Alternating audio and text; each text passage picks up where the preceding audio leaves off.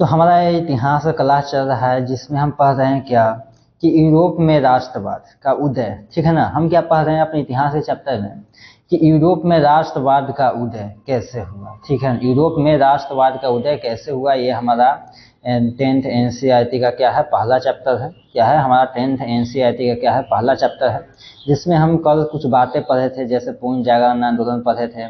ठीक है, फ्रांस की क्रांति के बारे में कुछ बातें पढ़े थे। हम लोग क्या पढ़े थे पूर्ण जागरण आंदोलन में कि पूर्ण जागरण आंदोलन एक ऐसी आंदोलन था, या फ्रांस की क्रांति एक ऐसी क्रांति थी जो दुनिया के युग बदलने का काम किया था। कहने का मतलब जो दुनिया में युग बदलने का काम किया था, कहने का मतलब है कि दुनिया से राज शासन को खत्म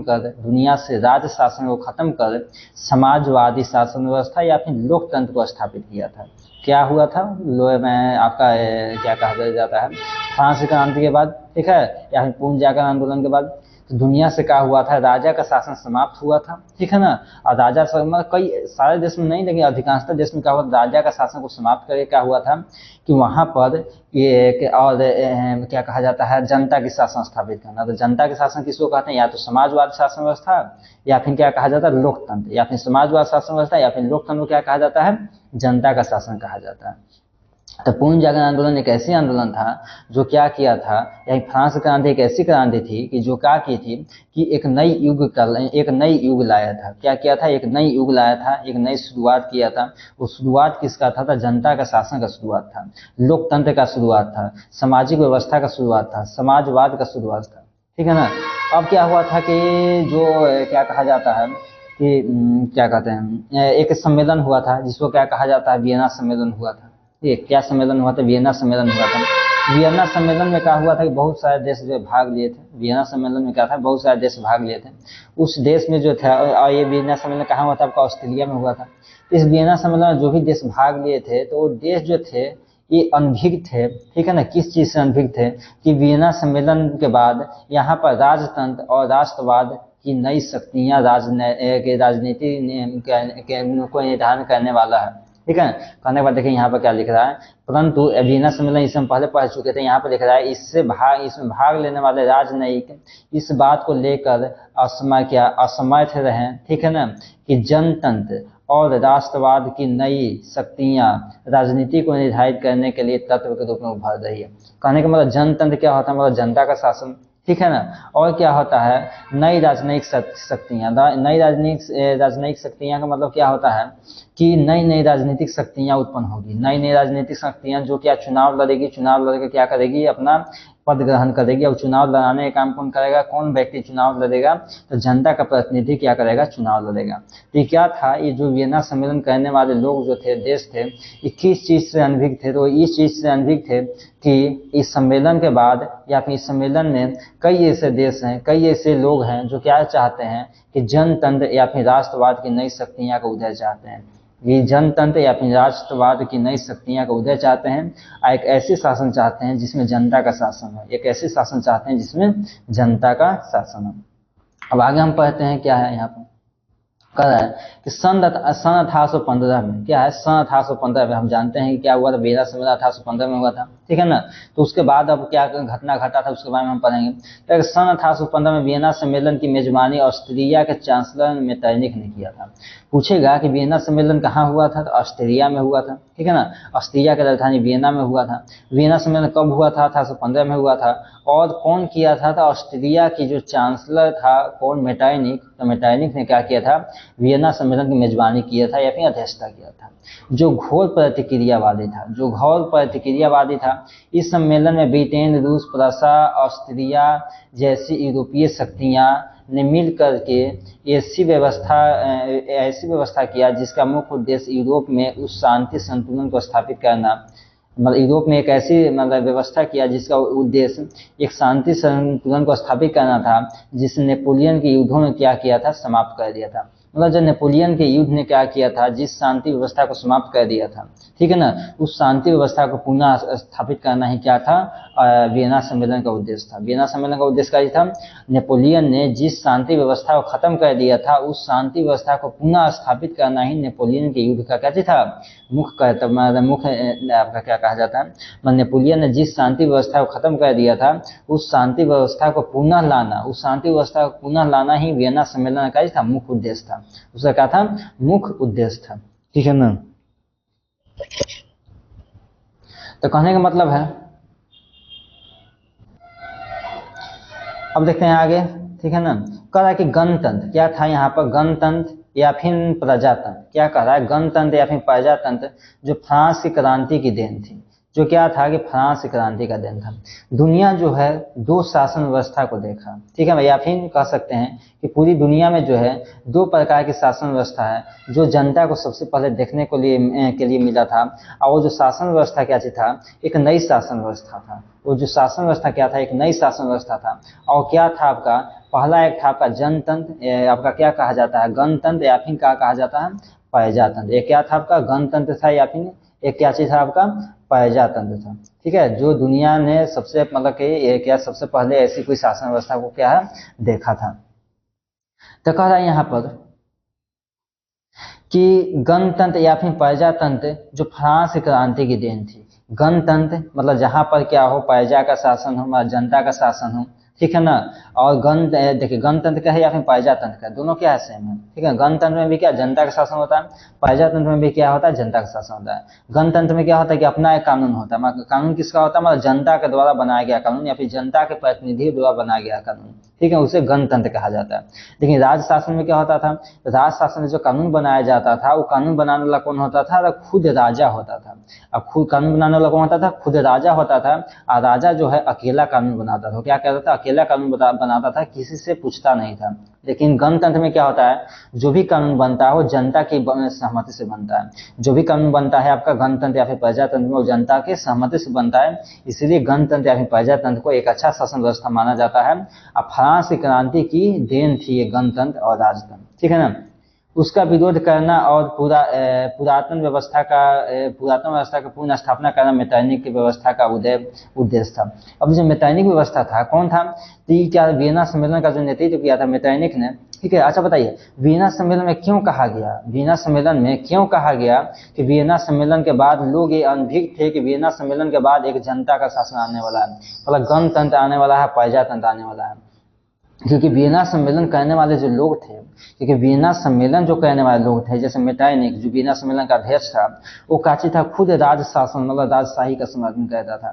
देखिए यहाँ पर कह रहा है कि जो पुरातन व्यवस्था का पूर्ण स्थापना करना मेटरनिक का व्यवस्था का उद्देश्य था, ठीक है। मेटरनिक क्या चाहता था, पुरातन व्यवस्था का फिर से स्थापना करना। कौन पुरातन व्यवस्था, तो आपका जो है राजा का शासन का जो पुराना व्यवस्था था, वही पुराना व्यवस्था को फिर से स्थापित करना चाहता था। मतलब कहने का मतलब मेटरनिक ऐसा शासन चाहता था, तो राज शासन चाहता था, राजा का शासन चाहता था, ठीक है ना। लेकिन मेटरनिक ये अनभिज्ञ था कि वियना सम्मेलन में कुछ ऐसी शक्तियां, कुछ ऐसे देश हैं जो राजा का शासन अब नहीं चाहते हैं, क्या चाहते हैं, जनता का शासन चाहते हैं, गणतंत्र चाहते हैं, प्रजातंत्र चाहते हैं। आप देख सकते हैं कि वियना सम्मेलन भी हुआ था, फिर क्या वहां फ्रांस क्रांति ने क्या किया था कि दुनिया को जनतंत्र गणतंत्र की जैसी व्यवस्था दिया, जनतंत्र गणतंत्र जैसा व्यवस्था दिया। तो आपको समझ में आ गया होगा कि जो वियना सम्मेलन में क्यों कहा जाता था कि मेटरनिक अनभिज्ञ था कि आने वाले समय में प्रजातंत्र का ही क्या महत्व रहेगा, आने वाले समय में क्या है कि प्रजातंत्र का ही महत्व रहेगा। कह रहा है कि अतः वियना, अब देखिए क्या मेटरनिक क्या है, देखिए यहाँ क्या देखिए पुरातन व्यवस्था में क्या है कि क्या है कि पुरातन व्यवस्था की पूर्ण स्थापना करना कौन, मेटरनिक व्यवस्था का उद्देश्य था। अतः वियना सम्मेलन के माध्यम से यूरोप में नेपोलियन युग का अंत और मेटरनिक युग की शुरुआत हुई। कह रहा है क्या कह रहा है कि अतः वियना सम्मेलन के माध्यम से क्या हुआ था, नेपोलियन युग का अंत हुआ था। नेपोलियन का जो युग था उस नेपोलियन युग का अंत हुआ था और मेटरनिक युग की शुरुआत हुआ था, मेटरनिक युग की शुरुआत हुआ था, ठीक है ना। तो कहा जाता है, ऐसे पूछेगा कभी कि मैटैनिक युग किसे कहेंगे, ठीक है ना। तो वियना सम्मेलन मतलब 1815 हुआ था। तो वियना सम्मेलन के बाद यानी 1815 से लेकर 1848 तक के मैटैनिक के काल को मतलब कि 1848 तक के काल को ही क्या कहा जाता है, मैटैनिक युग कहा जाता है। क्या कहेंगे, मैटैनिक युग किसको कहेंगे। तो वियना सम्मेलन के बाद यानी 1815 के से 1848 के बीच के समय को क्या कहेंगे, मैटैनिक युग कहेंगे, ठीक है ना। यहाँ पर मैटैनिक युग की क्या शुरुआत हो जाती है वियना सम्मेलन के बाद से। इटली पर अपना प्रभाव स्थापित रखने के लिए क्या मैटैनिक ने उसे कई राज्यों में विभाजित कर दिया। क्या कह रहा है कि नेपोलियन जिस इटली को एकीकृत करना चाहता था, इसका एकीकरण करना चाहता था, आपका मैटैनिक ने क्या किया, इटली को फिर से उसको विभिन्न राज्यों में बांट दिया। मैटैनिक ने क्या किया, इटली को फिर से कई राज्यों में बांट दिया। क्यों, उस पर अपना अधिकार जमाने के लिए, ठीक है ना।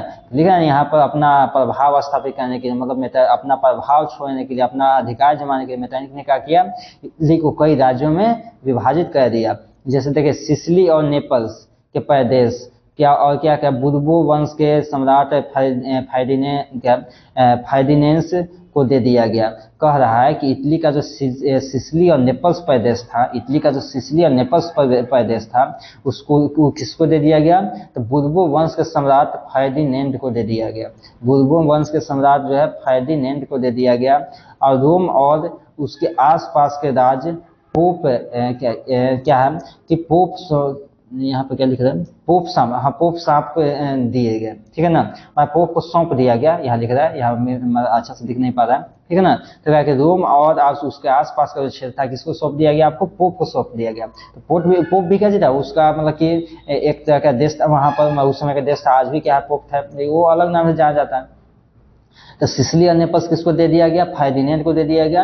और रोम को किसको दे दिया गया, तो पोप को सौंप दिया गया।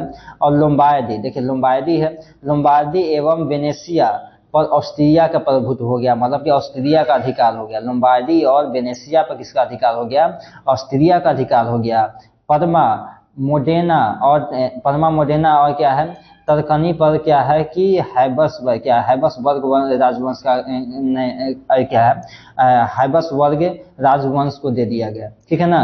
क्या कहा आपका, परमा मोडेना और तरकनी किसको दे दिया गया, तो हैबसबर्ग राजवंश को सौंप दिया गया। तो आप देख सकते हैं कि यहाँ पर जो यूरोप की जो मतलब क्या कहा जाए, मैटैनिक युग में क्या कहा गया कि इटली को एकदम विभाजित कर दिया गया। इटली को के अलग अलग राज्यों को जो है, अलग अलग शासक को, अलग अलग देशों को सौंप दिया गया, ठीक है ना। इटली को क्या किया मैटैनिक ने, उसको विभाजित कर दिया कई राज्यों में, और उसके राज्यों को क्या किया, अलग अलग लोगों को सौंप दिया गया, मतलब अलग किसी राजा को सौंप दिया गया। जैसे कि यहाँ फर्डिनेंड को सौंप दिया गया, यहाँ क्या कह रहा है, यहाँ पोप को सौंप दिया गया, फिर यहाँ क्या कह रहा है, और यहाँ पर हैबसबर्ग राजवंश को सौंप दिया गया। करने का मतलब इटली को एकदम छिन्न भिन्न कर दिया, उसको टुकड़ों टुकड़ों में क्या किया, बांट कर छोड़ दिया, ठीक है ना। तो अब हम लोग यहाँ तक क्या जान लिए कि इटली का क्या विभाजन हो गया, क्या जान लिए, मैटैनिक युग, ठीक है ना, और इटली का विभाजन जान लिए, ठीक है ना। और इसमें क्या आता है उसको हम जानते हैं, जो 1830 की क्रांति आती है। अब हमको क्या पढ़ना है आगे, आगे हमको क्या पढ़ना है, 1830 की क्रांति पढ़ना है, ठीक है ना। अब 1830 की क्रांति क्या था, इसमें क्या हुआ था, ठीक है ना। पहले तो हम जान लिए क्या क्या हुआ था, सबसे पहले हम जाने कि क्या हुआ, तो सबसे पहले हम जान लें कि यूरोप में क्या हुआ। पर सबसे पहले अच्छा बताइए, इस चैप्टर में सबसे पहले हम क्या जाने हैं, राष्ट्रवाद की परिभाषा जाने हैं। राष्ट्रवाद क्या होती है, तो राष्ट्रवाद क्या होता है, लोगों में उत्पन्न होने वाली एक ऐसी भावना है जो लोगों को अपने देश से प्रेम करने के लिए उत्साहित करता है, उसे राष्ट्रवाद कहते हैं, ठीक है ना।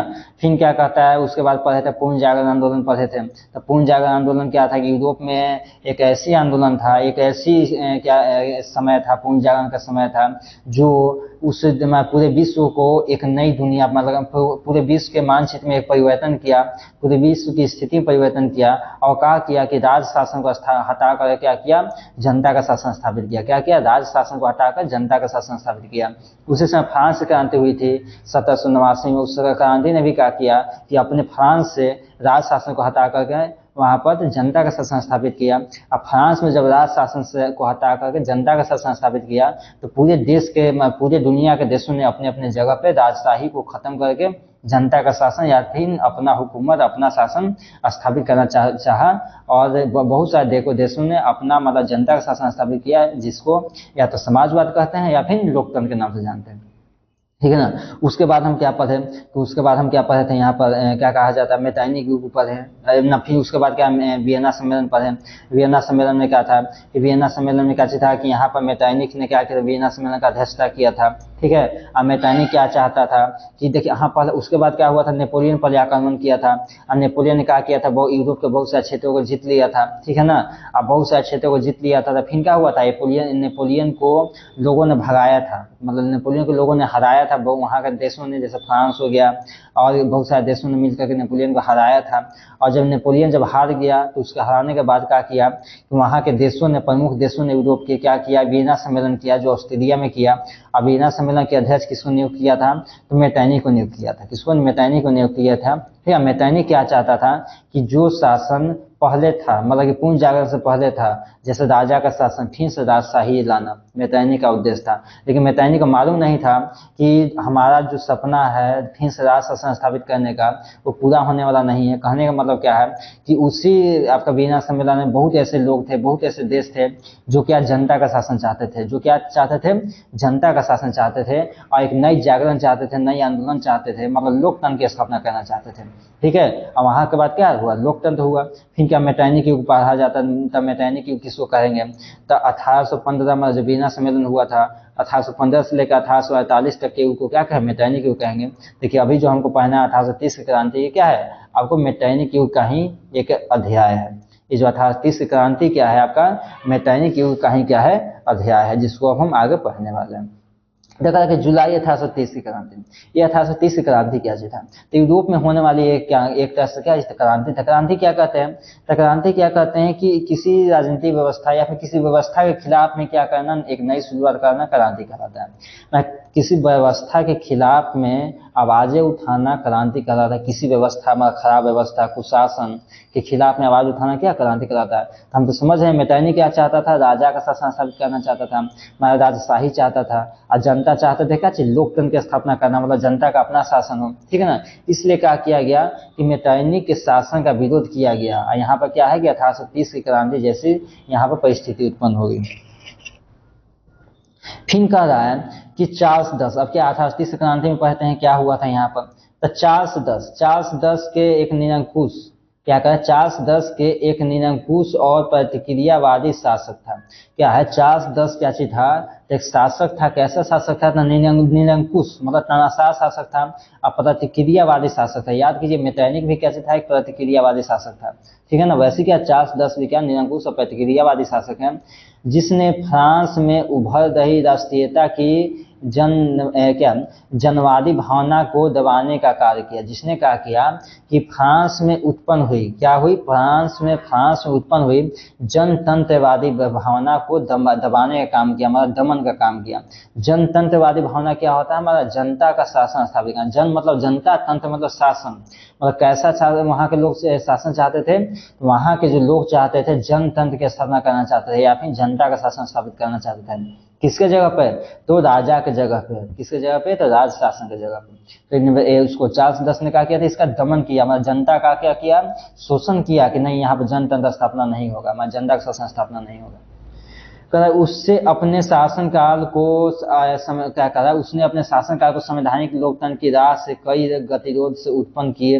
ये क्या करा कि उसने अपने शासनकाल में संवैधानिक लोकतंत्र की राह में कई गतिरोध उत्पन्न किए। कहने का मतलब 410 ने क्या किया कि जब यहाँ पर लोकतंत्र की आवाज उठती थी, ठीक है, जनता जो थे, जनता का शासन, जनतंत्र की स्थापना करना चाहते थे, तो उसने जो है उनके राहों में कई गतिरोध उत्पन्न किए, मतलब कई रुकावटें उत्पन्न की। ठीक है ना। उसके द्वारा प्रतिक्रियावादी कराए, उसके द्वारा प्रतिक्रियावादी पोलिग्नेक को प्रधानमंत्री बना दिया गया। क्या किया गया, जो 410 था, 410 के द्वारा क्या किया गया, एक प्रतिक्रियावादी पोलिग्नेक, मतलब ये भी एक निरंकुश व्यक्ति था, जिसको प्रधानमंत्री बना दिया गया। अब पोलिग्नेक ने पूर्व में लुई 18वां द्वारा स्थापित समान नागरिक संहिता के स्थान पर शक्तिशाली अभिभाज्य वर्ग की स्थापना तथा उसके विशेषाधिकारों से विभूषित करने के प्रयास किया। ये कहने का मतलब क्या है कि ये जो प्रधानमंत्री था कौन, पोलिग्नेक क्या किया, उसने पूर्व में लुई 18वां द्वारा स्थापित समान नागरिक संहिता। लुई 18वां ने क्या किया था, समान नागरिक संहिता स्थापित किया था, मतलब सभी नागरिकों के लिए समान कानून हो गए। सभी नागरिकों के लिए क्या होगा, समान नागरिक संहिता क्या होता है, सभी नागरिक क्या है, एक समान है, या सभी नागरिकों के लिए क्या समान कानून रहेगा, ठीक है ना। तो समान नागरिक संहिता स्थापित किया था कौन, लुई 18वां, ठीक है, बनाया था। और क्या कह रहा है, तो वही स्थापित लुई 18वां द्वारा स्थापित समान नागरिक संहिता के स्थान पर शक्तिशाली अभिजात वर्ग की स्थापना किया गया। मतलब एक शक्तिशाली अभिजात वर्ग की स्थापना किया गया। अभिजात वर्ग किसको कहेंगे, मतलब कहेंगे जिनके पास अच्छा खासा पैसा होता है, जो अच्छे पढ़े लिखे रहते हैं, उस वर्ग का स्थापना किया गया, ठीक है। और उसे विशेषाधिकार से भी विभूषित कर दिया गया। मतलब उसे क्या है, विभूषित करना, मतलब बहुत सारा विशेषाधिकार देना, बहुत सारा क्या अधिकार दे दिया गया। इसको अभिजात वर्ग को, कौन अभिजात वर्ग में आता था, जो अच्छे पढ़े लिखे व्यक्ति या फिर क्या होते थे, अच्छे जो है पैसे वाले व्यक्ति अभिजात वर्ग में आते थे, ठीक है ना। और उसको क्या है कि पावर दे दिया गया, उसको पैसा दे दिया गया, किसको, अभिजात वर्ग को। उससे इस कदम को क्या करा है, उसके इस कदम को उदारवादियों ने चुनौती तथा क्रांति के विरुद्ध में षड्यंत्र समझा, ठीक है ना। और वो जब ये जो अभिजात वर्ग को जब ऐसा जो अधिकार दे दिया गया, तो उदारवादियों ने क्या समझा, अपने क्रांति के विरुद्ध जो है चुनौती समझा, ठीक है ना। अपने क्रांति के विरुद्ध चुनौती या संघर्ष समझा। और प्रतिनिधि सदस्य और दूसरे उदारवादियों ने पोलिगनी के विरुद्ध में गहरा असंतोष प्रकट किया। और प्रतिनिधि और क्या है, दूसरे प्रतिक्रियावादियों ने क्या किया कि और उदारवादी आंदोलन करने वाले लोगों ने क्या किया कि पोलिगनी के विरुद्ध में क्या किया, असंतोष प्रकट किया, मतलब आंदोलन जैसा स्थिति उत्पन्न कर दिया। और चार्ल्स दस ने इस विरोध की प्रतिक्रिया को 25 जुलाई 1930 ईस्वी को 4 अध्यादेशों के द्वारा क्या उदारक तत्वों का गला घोटने का प्रयास किया, ठीक है ना।